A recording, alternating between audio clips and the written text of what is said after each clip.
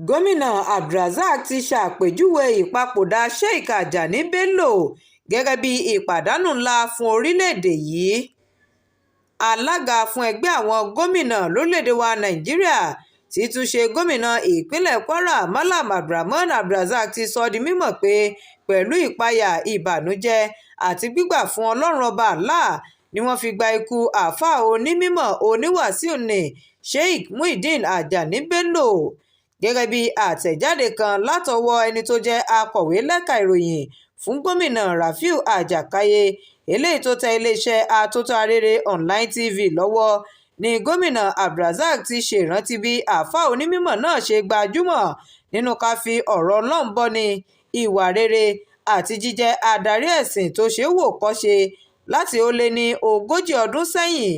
Gómìnà ìpínlẹ̀ Kwara kò ṣàì mẹ́nubà bí àáfàá onímímọ́ yìí ti jẹ́ olóòótọ́ ènìyàn tó sì máa ń jà fún ẹ̀tọ́ ará ìlú ní gbogbo ìgbà. Gómìnà ṣe àfikún rẹ̀ pé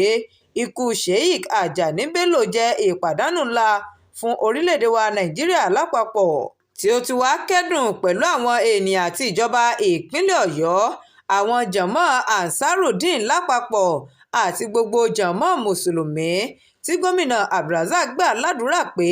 kí Ọlọ́run fi bàbá náà sí àlìjánnà onídẹ̀ra kó sì dúró ti àwọn mọ̀lẹ́bí tí wọ́n fi sílẹ̀ kí iṣẹ́ rere bàbá náà kó má bàjẹ́. Shakirat Arówólò Nurudeen ló ń jábọ̀ ìròyìn.